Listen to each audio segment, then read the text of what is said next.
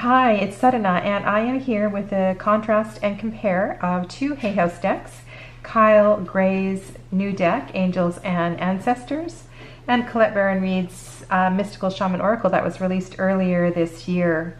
Not just Colette's deck, this was in collaboration with Alberto Villoldo as well as Marcella Lobos.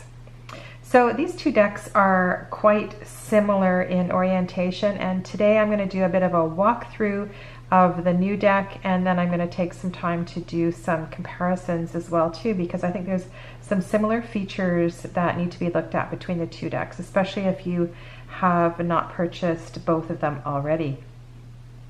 So as you can see, the cards are exactly the same size, and I have taken some of the cards away from the Mystical Shaman Oracle so you can see that they are approximately the same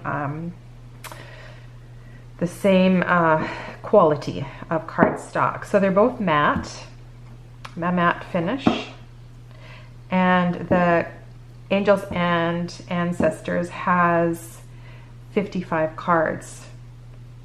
Mystical Shaman has 64 cards.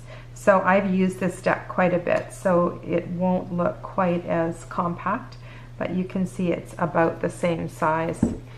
The cardstock is it's not cardboardy at all. It's you know, like some matte decks can be quite cardboardy. This is nice, and it will riffle shuffle well, I can tell.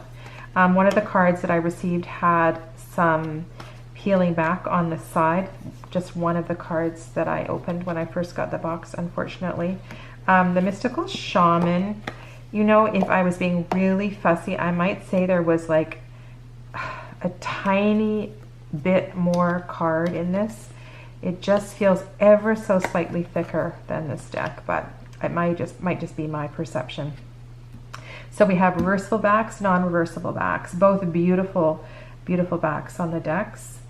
The interior box for the Mystical Shaman is the standard size for the Hay House, and I really think over the years they have improved the quality of their boxes.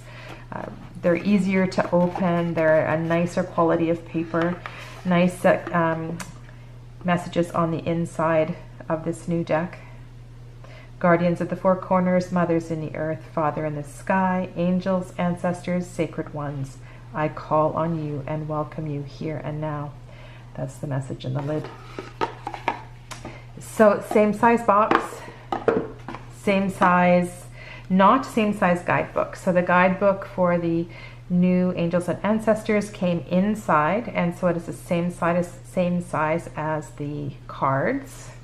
The guidebook for the Mystical Shaman came in a much larger box, so it was packaged in a small box inside the large box. So the guidebook is quite a bit bigger.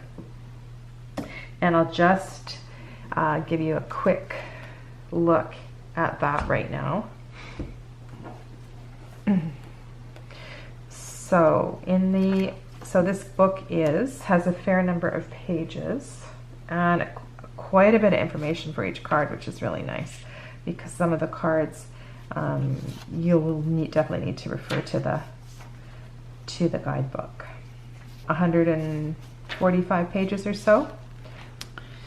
Each card has a full page spread, a message, an about, and an extended message. And there are, at the beginning here, some dedicated spreads. The Celtic Compass spread was created especially for the use with Angels and Ancestors Oracle cards, because the deck is filled with wisdom keepers and messengers who will be able to give you a deep guidance about your energy at this time. So this spread has center for spirit. It has the directions. Each of the directions is associated with an element, and then the corners are northeast, southeast, southwest, and northwest. So southwest, for example, what you need to let go and let flow. Northwest, the outcome of your current vibration. So that is a kind of a unique spread. And there's also a past life lesson spread here. So that might be interesting to work with this deck. The other special thing about this guidebook, Kyle has included the instructions for opening the 4 directions. So he calls this the connection ceremony, and this is quite traditional in shamanic traditions when you have when you're opening sacred space or sacred event, that you do welcome the 4 directions. And he has got word for word here how to do that, so that's really nice.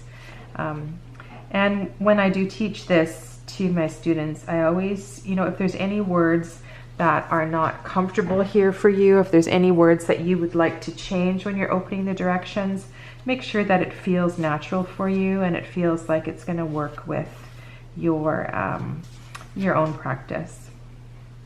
So this is a really lovely guidebook, and I will refer and read some of the content as we're looking at the cards. The Mystical Shaman guidebook, as I said, is quite a bit bigger. So there's a full-size card, and I would say a little bit less information for each card. So the essence is the basic meaning of the card, and the invitation is the upright message, and the medicine is the reverse message. So I think it's quite beautiful how they use the word medicine to describe, what we can take from this, maybe in a more challenging way. This guidebook also has a special spread just for this deck, and it is a 4-card reading. It's called The Hidden Treasures in the Medicine Wheel.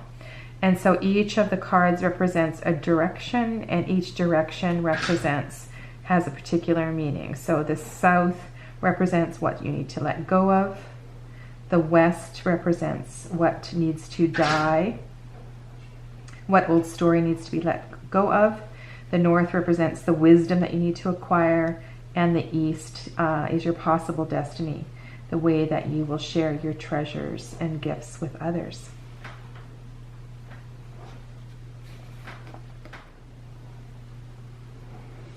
Okay, so let's have a look at the cards. In Angels and Ancestors, Kyle has divided the cards into 4 groups. So the bulk of the cards there's 30 of them, and he calls them sacred ones. And these are 30 wise ones of times gone past. This is a gathering of incredible souls who are dedicated to passing on ancient wisdom from beyond. They are shamans, medicine people, lay people, warriors, and merchants from the 4 corners of the earth. They know what it's like to walk this planet and live off the land. And so from a spiritual perspective, they are able to offer guidance and insight that will support your life, your path in life. And then the next smaller group is the angels, or the guardians or messengers, and there's 12 of those. So these have not been incarnate beings. These are the keepers of the directions and the angels of the elements that protect the magic circle in shamanic practice.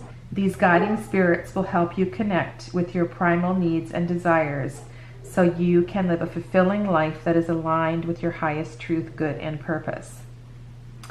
And then we have the warrior symbols. There are 9 symbol cards, and they are all bringing in lessons and indications of growth. And I'll read from the guidebook. When I was writing my book, Light Warrior, I had a dream in which I was shown symbols that could be used to receive powerful messages directly from my guides and angels. When these warrior symbols appear within a reading, they can reveal important information that will help you understand what you need to do next. And then the last group of cards are the seasons. And there's 4 seasons cards. And the seasons cards bring messages that will help you move into the flow of life and can also indicate the timing of a message in a more linear sense. All right. So as you can see, the different groups of cards have kind of a different look to them. They all have a title and keywords at the bottom. They are matte and borderless, which is really nice, especially for the wise one cards, because they're They're really beautiful, the artwork. So let's look at the Mystical Shaman in comparison. So the Mystical Shaman also has a significant number of cards that you could consider wise ones. Okay, so if we were to compare with these 30 cards, the Mystical Shaman has not as many, but there are quite a few cards that we could say were the same type of card. There also are a few cards that would fit into the messenger and guardian category. So angel category, for example, the Time Master, I would not look at him as an incarnate being. The Magic card, Heart of the Sky, the Council, these are very much in line with the messenger cards from angels and ancestors. And then there are a whole bunch of symbol cards in this deck. So way more than in the angels and ancestors. So we have the rattle, the spiral. Some of these will cross over, and I'll put them side by side. The rainbow, medicine wheel. Surprising, there's no medicine wheel in the other deck. Completion, the kundalini, the snake, the serpent, the circle. Okay, the Andean cross. So that is very similar. Now, as I said, the Angels and Ancestors deck has 4 cards for the seasons, and the Mystical Shaman has 4 cards for the elements, so not the seasons. So this is not the same, but kind of similar. One thing I should point out as well, too, is that I said there are titles and keywords, and the Mystical Shaman, the cards are numbered, and there are no keywords.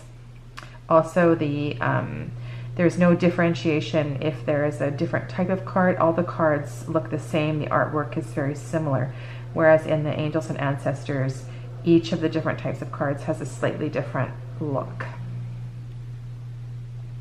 There are some other things that I find really interesting, different between the cards, between the decks, and something that I think is missing from Angels and Ancestors.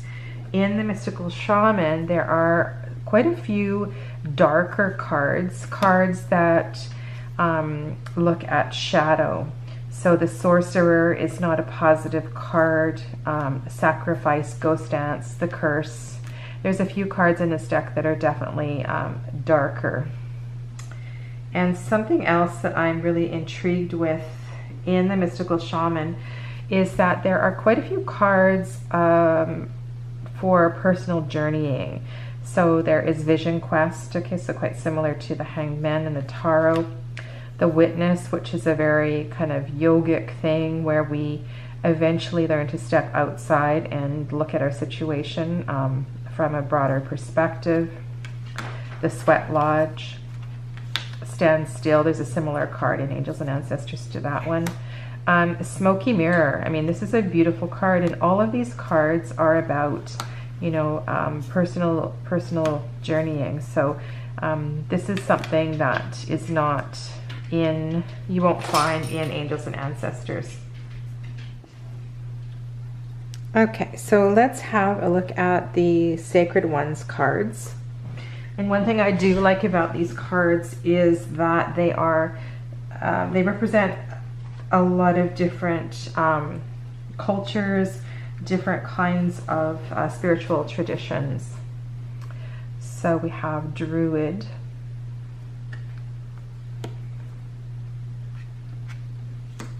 Elder,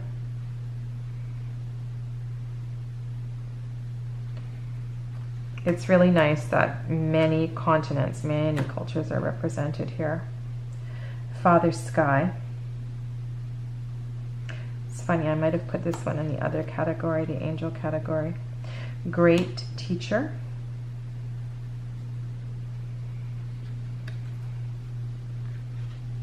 Hermit. And this card, as I mentioned, very similar to the Standstill card in the Mystical Shaman.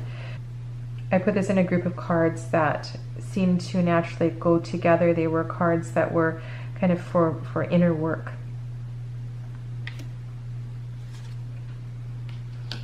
High Priest.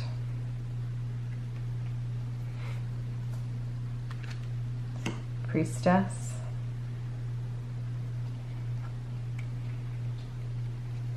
And again, great cultural representation. The Hunter. I'll put that to the side. I'm going to compare that to the Hunter in the other deck, the Knight. So some worldly people and very otherworldly people. Lord and Lady. I really like her. I would love to be with her. From what I take from the guidebook is that these are souls that have walked the earth before. They've come back as teachers, as healers, to work with us, to help us on our life path. Medicine Mother, really beautiful card. Mother Earth. Oracle. And he's chosen not to use the names. I know this as White Buffalo Calf Woman. There was another one too where he didn't use the name. I was surprised. Oh, Jesus. Right, there was Jesus and Isis, and so not using the names, rather using the description of the teacher. And then we have the Sage, also known as a Rishi. And the Seer. And I'll put that one to the side to show you the side by side with the other deck. The Shaman. The Shaolin Master. So that is the only one from Japan, China. But nice to have that representation. The Shapeshifter. And the She-Wolf. We'll look at that one again in a bit too. Shield Maiden. Spirit Fox. So in the symbol cards there are a couple other animals, and in this group of 30 this is the only animal card.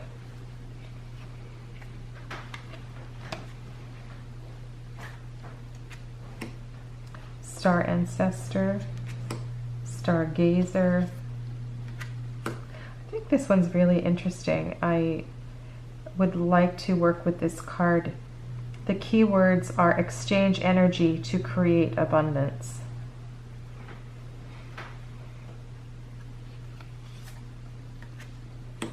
Traveler,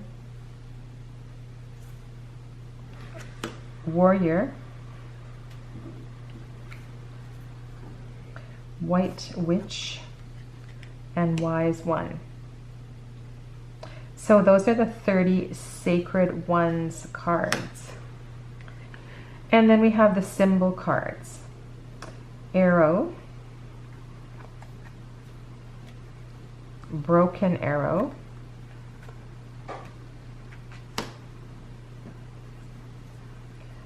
Drum, Eagle, Moon, Mountain. So this mountain is quite different from the mountain card I showed you before. So this mountain card is about stability, it's about foundation, it's about steadfastness.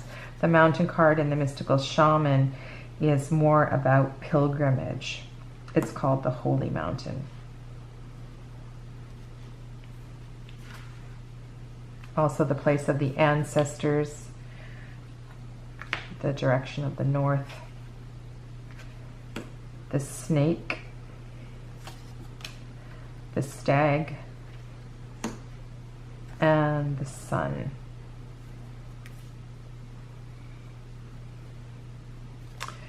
The Angel cards, or the Guardian cards, protect the elements and the directions, among other things. So we have the Air Guardian, animal. And so this is the cover of the guidebook and the cover of the box. Beautiful artwork. And I didn't mention the artist. The artist is Lily Moses.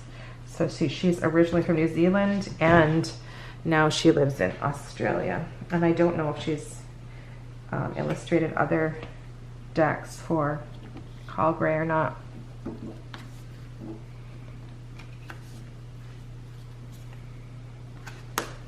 Direction Guardian.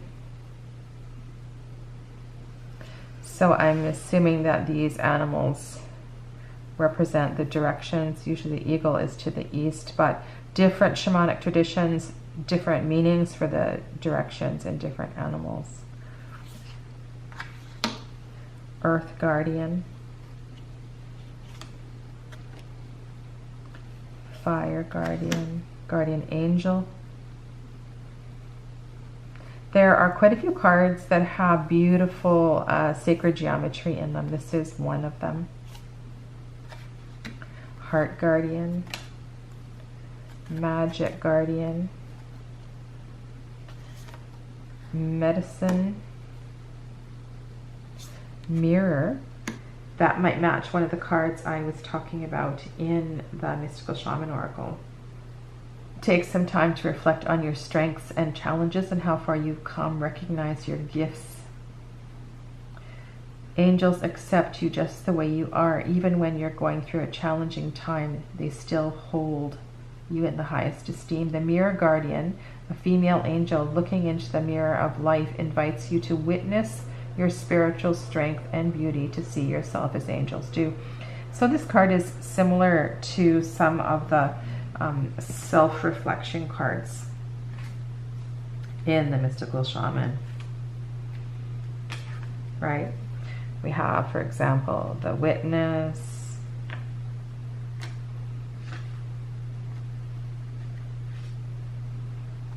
or the Many Paths. There's quite a few of these cards. And then we have the Protection Guardian.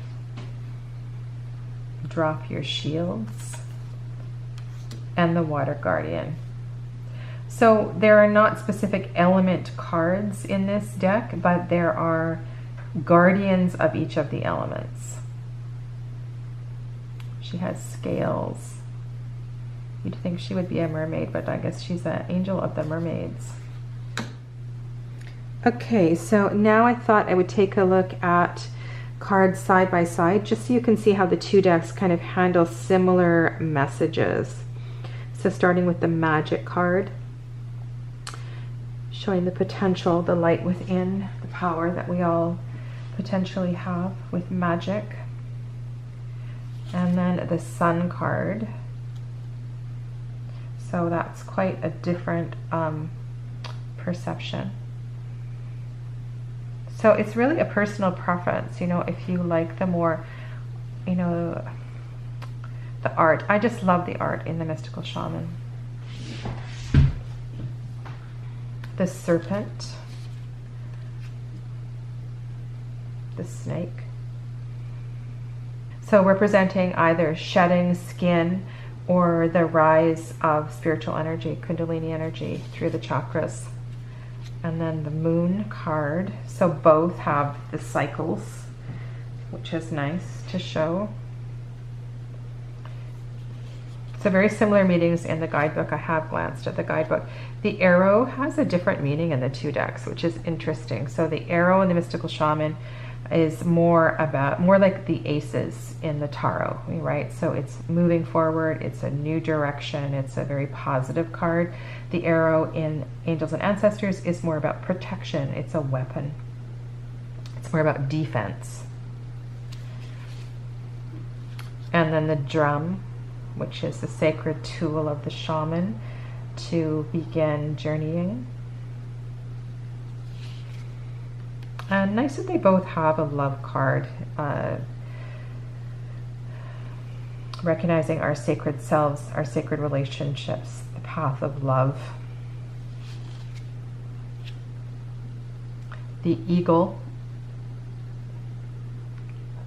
teaching us to view our lives from a higher perspective.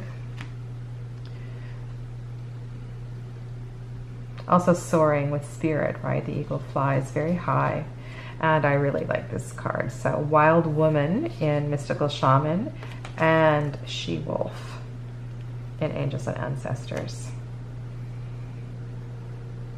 I kind of like the She-Wolf. That is amazing art.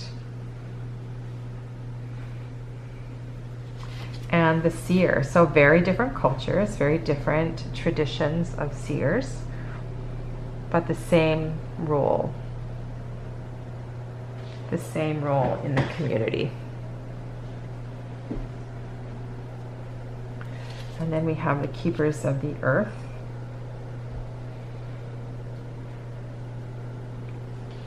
And Mother Earth and Pachamama.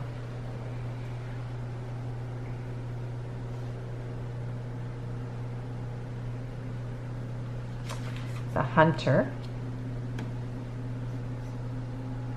So these cards differ quite a bit in meaning in the guidebook.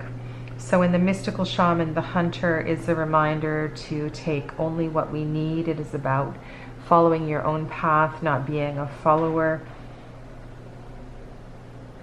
And the Hunter in Angels and Ancestors, I'll just read you the keyword, track down your fears and desires.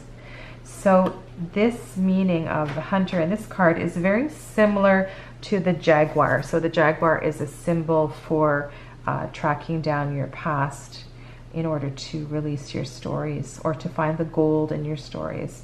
So more of a tracker card as opposed to actually a hunter. And in this deck there's a hunter and a gatherer card. So those are, it's nice to have those pairs together. And then we have the Luminous Warrior and the Warrior. So they are both light workers. And then the last one I'll show you today is the Shaman. For me, this is much more ethereal. The Shaman moves in and out in between the worlds. And this is a very photorealistic image.